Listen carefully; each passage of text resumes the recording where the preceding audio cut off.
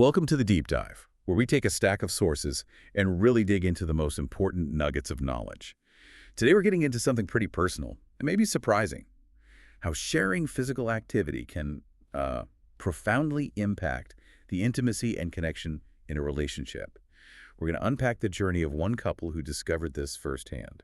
It's really fascinating, isn't it, how something that seems, well, pretty simple, changing a routine, can actually create this powerful mix of emotional and physical benefits. Our mission today is really to help you understand not just what this couple, Maya and Jake, did, but why it worked so well, and maybe how some of these ideas could apply to your own life. Right. So our sources today are excerpts from Maya and Jake's own account. They'd been together 8 years and felt like they were stuck in what they called the roommate phase. Yeah, that's a common feeling. Exactly. Intimacy was like scheduled, predictable, and they both felt disconnected. Maya felt disconnected from her body because of career stress, and Jake, well, he wasn't feeling great about his health, long hours, lots of takeout. Uh-huh. The classic modern pressures. So let's dive into how a kind of unexpected suggestion changed everything for them. Maya started secretly researching, looking for ways to fix things. Trying to find a spark again. Yeah. And she stumbled onto this relationship blog talking about couples who work out together. And this is where it gets really interesting. And this brings up a key question. What's actually happening, like, scientifically when you exercise together? We know exercise releases endorphins, right? Those feel-good chemicals, they boost your mood. But what's really fascinating here, I think, is the release of oxytocin. People often call it the love hormone or the bonding hormone. And Maya found out that oxytocin is the exact same hormone that's released during, well, intimate moments, during orgasm, even just when you're cuddling. Exactly. So if you connect the dots, when couples exercise together, they're basically creating this powerful physiological cocktail on purpose. You get the bonding chemicals, plus you're achieving something together collaboratively. It's like relationship rocket fuel in a way. But it wasn't an easy sell for Jake at first. He liked his gym time solo, to zone out. Right. That's his escape. So Maya had to make a deal. 30 days. Just 3 shared workouts a week. And they started really small, like YouTube videos, fitness blender, things like that in their living room, pushing the coffee table aside, using towels for mats, basic stuff. Making it accessible. Totally. And the breakthrough, it happened just 2 weeks in. They were doing planks, facing each other, shaking, sweating, probably making really silly faces. I can picture it. And apparently Maya just snorted while laughing and collapsed. But that moment, that shared, genuine laughter, which they hadn't had in months, that was the turning point. Ah, that shared vulnerability. Yeah. They felt energized afterwards, and it led to their first spontaneous sex in about 6 months. And they both said it felt different, better, more present. That's powerful. That was the moment they both knew, okay, this is actually working. It clicked. So after about 6 weeks of doing this at home, they decided to join a gym. And they started doing what they called partner circuits. What did that actually look like? Well, their typical session, maybe about a year into this whole thing, often started with just 5 minutes on treadmills side by side. But here's the key part. They talked the whole time, and they had this rule. No admin talk during workouts, no logistics, no bills, none of that. Smart. So what did they talk about? Dreams, funny memories, playing little games like, what would you do if you won the lottery? Or describe your perfect day, connecting on a different level. That's great. Moving beyond the day-to-day grind. Exactly. Then they'd move to alternating sets, maybe one person doing squats while the other did lunges nearby. And crucially, they cheered each other on. Maya really highlighted that, didn't she? The cheering. How important that feeling of being seen and supported was. Absolutely. And think about it from the other side, too. Seeing your partner push themselves, get stronger. Maya mentioned watching Jake go from 10 push-ups to 50 eventually, and Jake noticing her strength develop. That's incredibly attractive. Yeah, there's something. There's something kind of primal, almost, about seeing your partner's physical power and determination grow. It adds a whole new layer of attraction and respect. So let's talk about the impact on their sex life. You mentioned that first spontaneous moment, but what happened long term? Well, it was pretty significant. Within about 3 months of consistently doing these partner workouts, their frequency jumped. They went from maybe once every couple of weeks to at least 3 times a week, sometimes even more. Wow, that's a big shift. It is. But it wasn't just about frequency. The quality changed, too. That post-workout endorphin rush naturally boosts energy and mood. Plus, improved blood flow from exercise. Well, that has positive effects in the bedroom, as they subtly hinted. Right, makes sense. And beyond the purely physical, just being more used to physical touch in a non-sexual context, like high fives, spotting each other, a supportive hand on the back that helped dissolve some of the physical distance that had built up, it led to more casual affection outside the bedroom, too. That makes sense. Yeah. They also found themselves getting more adventurous together, right? Taking on more physical risks. Yeah, things like rock climbing, trying challenging hikes, new fitness classes. So how does that shared physical risk translate into the relationship? Well, think about it. When you support each other through something physically difficult, when you see your partner face a challenge and push through, it builds this really deep sense of trust.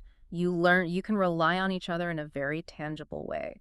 And that trust, it absolutely carries over into everything else. It strengthens the whole foundation. Okay, but it wasn't always perfect. They hit some bumps, right? Oh, definitely.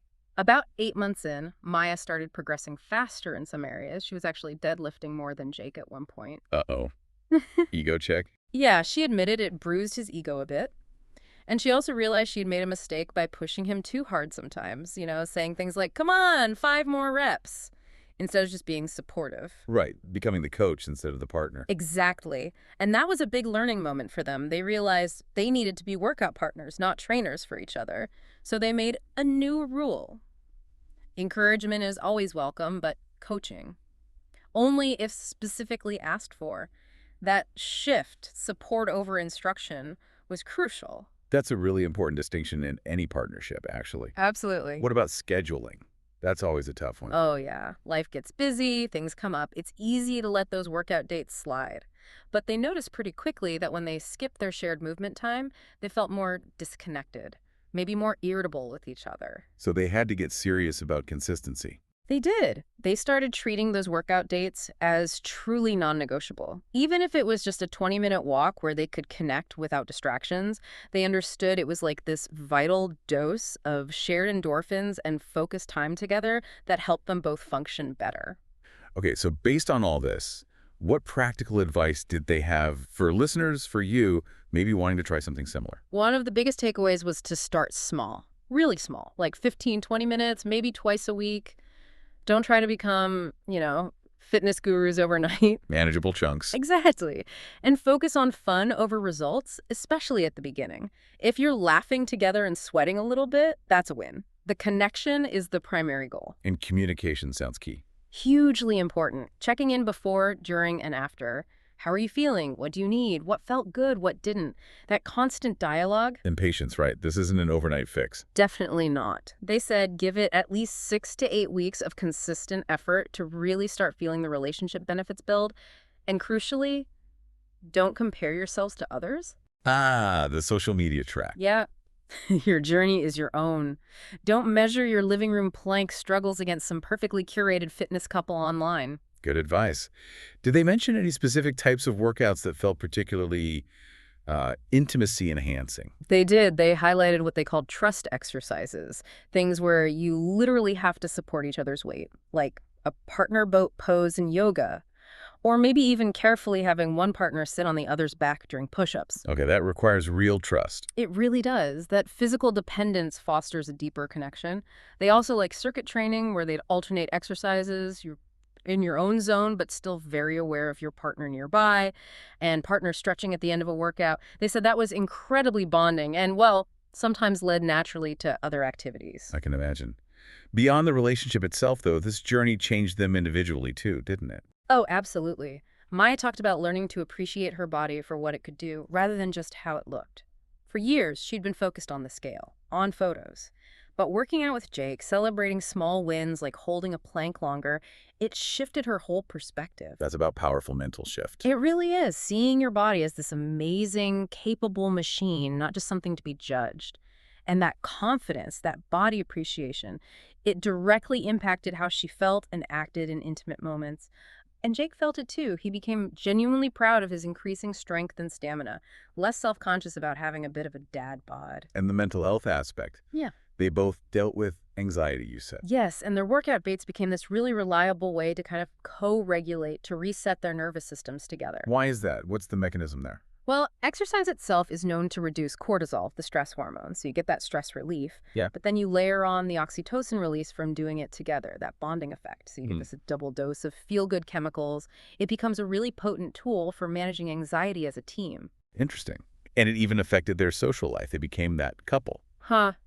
Yeah, they joked about becoming the annoying active couple, always suggesting hikes before grabbing drinks, that kind of thing. So it sounds like it had a positive ripple effect. It did. Apparently, some of their friends started joining them occasionally, which kind of reinforced this whole idea.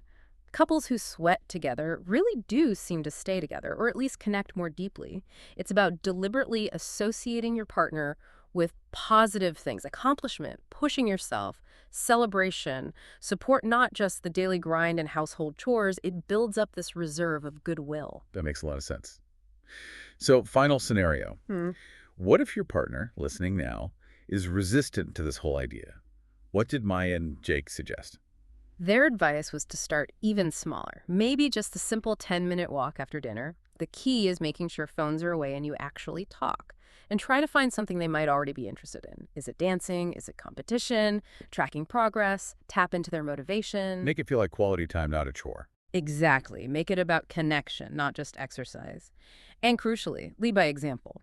If your partner sees you getting happier, healthier, more energetic from your own activities, they might naturally become curious. But never, ever pressure them. That usually backfires. Right. So as we wrap up this deep dive, it's really clear this isn't about achieving some fitness ideal or having a flawless relationship. Not at all. It's more about consciously making regular time to see each other being strong, determined, Mhm. maybe even a bit sweaty and vulnerable. And fundamentally, finding ways to have fun together while strengthening that core bond. The improvements in their sex life were obviously a big plus, but they were really just one part of a much bigger picture. Maya and Jake essentially became better teammates in everything. So the thought to leave you with is this. How might consciously bringing shared physical challenges, big or small, doesn't matter, into your life transform things? Not just your closest relationships, but maybe even how you see yourself, your own resilience across all areas of your life. Something to think about.